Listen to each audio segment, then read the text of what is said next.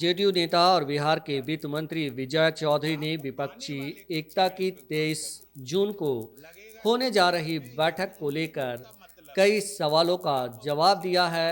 उन्होंने मीडिया से कहा है कि आप उनके बारे में सवाल पूछिए जो आ रहे हैं। उन्होंने कहा कि इस बैठक में देश के नामी गिरामी चेहरे आ रहे हैं जो हर रोज़ टीवी पर देखते हैं और देश की राजनीतिक गतिविधियों में जो है उनकी महत्वपूर्ण भूमिका है। ऐसे लोगों के बारे में सवाल ना पूछें जो बूझ चुके हैं। दरअसल पत्रकारों ने विजय चौधरी से मायावती और ओवैसी को लेकर सवाल पूछे थे, जिसके जवाब में विजय चौधरी ने कुछ ऐसा कहा। ये तो शारीरिक अस्वस्थता के कारण हुआ है और शारीरिक अस्वस्थता तो किसी समय हो सकती है और शारीरिक अस्वस्थता के कारण नहीं गए हैं। और इसके संबंध में वो तमिलनाडु के मुख्यमंत्री और सारे लोगों से बात करके स्थिति बता चुके हैं, इसलिए इसमें कोई बात नहीं है। असली बात जो है असली बात ये है कि आप सबने देखा होगा कि बिहार के भाजपा नेता बिहार सरकार के बारे में किस तरह की बात करते हैं, जो अक्षम है, गलत है, ये है। और आपने अभी कल ही नीति आयोग की रिपोर्ट प्रकाशित हुई है, जो वो बराबर प्रकाशित करती है, जिसमें देश भर के जितने आकांक्षी जिले हैं सभी प्रदेशों के आकांक्षी जिले में जो प्रगति की समीक्षा होती है या प्रगति की रफ्तार होती है, उसका असेसमेंट करके उसके आधार पर रिपोर्ट निकालते हैं। और हमको आज बताते हुए प्रसन्नता हो रही है और बिहार वासियों को भी गर्व होगा कि पूरे देश में जो सर्वश्रेष्ठ प्रदर्शन करने वाले 5 जिले हैं, उनमें से 2 जिला बिहार का है, ये समझ लीजिए। और आप सबको मालूम है कि आकांक्षी जिलों में जिन चीज़ों पर फोकस रहता है, विकास के जिन मामलों पर जोर दिया जाता है या जिन क्षेत्रों में प्रगति के आकलन की समीक्षा कर ये रैंकिंग की जाती है, इसका नाम ही है चैंपियंस ऑफ चेंज, मतलब बदलाव के जो चैंपियन है, डेल्टा रैंकिंग। वो जो अभी तुरंत प्रकाशित हुआ है, उसमें बिहार के 2 जिले जो देश के सर्वश्रेष्ठ प्रदर्शन करने वाले 5 जिले हैं, उसमें से 2 है।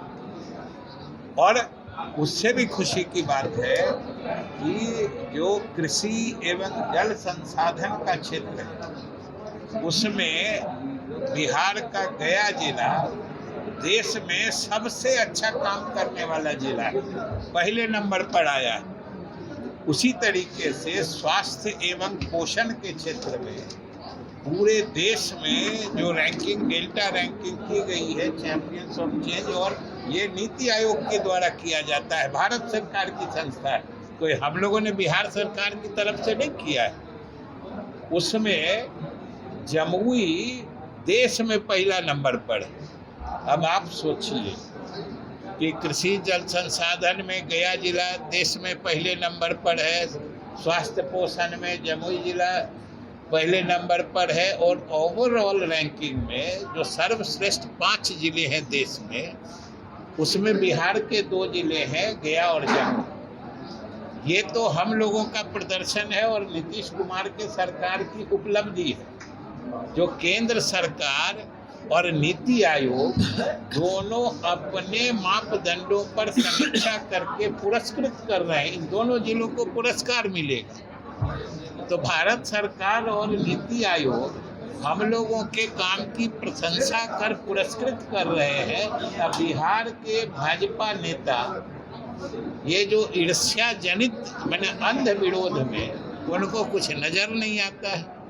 तो ये बिहार की जनता अच्छे तरीके से देख रही है कि भाई बिहार को जब इतनी अच्छी सरकार और इतनी अच्छी प्रगति हो रही है बिहार में, तो भाई इसको झुठला करके गलत माहौल बनाना, गलत संदेश देना, ये बिहार की जनता बड़ी ही गहराई से इसको देख रही है और इसका हिसाब भी कर रही है, जिसका नतीजा समय पर निकले। चलिए ना, उधर चलिए ना। एक आदमी बोलिए। 23 तारीख की बैठक होने की क्या कुछ तैयारियां हैं? आज वहाँ 23 तारीख की बैठक की तैयारी तो आप सब समझते हैं। हमारे सारे मेहमान आ रहे हैं। जिन लोगों को भी निमंत्रित किया गया है या जिन लोगों की आपस में बात होके ये बैठक निर्धारित हुई है पटना में, वो सारे लोग आ रहे हैं और सब लोग मिलकर कैसे मिलजुल कर अगले लोकसभा के आम चुनाव में हम लोग चुनाव लड़ सकते हैं, इस पर विमर्श होगा। क्योंकि अब पूरे देश का माहौल बन गया है, पूरे देश की जनता आश्वस्त है और सभी पार्टियां भी आश्वस्त हैं कि अगर हम लोग सब लोग मिल के लड़े तो भाजपा की वापसी असंभव है। इसलिए सब लोग मिल के विचार करेंगे और हम लोगों को तो विशेष रूप से ये समझिए गर्वानुभूति हो रही है, बिहार की जनता के लिए भी गर्व की बात है कि इस सब का केंद्र ये ऐतिहासिक घटना है ना, ये राष्ट्रीय स्तर की राजनीति को नई दिशा देने के लिए देश भर के विपक्षी नेता पटना में जुट रहे हैं।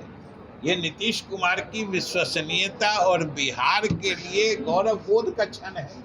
तो ये तो सभी बिहार वासियों के लिए। मायावती और असदुद्दीन ओवैसी को आप लोगों ने बुलावा भेजा या उनको इस मीटिंग से अलग रखा गया? वो तो अभी अलग है। जो लोग आ रहे हैं, आप हमेशा एक चीज कह देते हैं कि आप आने वाले के चेहरे पे गौर करिए, लगेगा कि देश में यही इन्हीं लोग का मतलब है।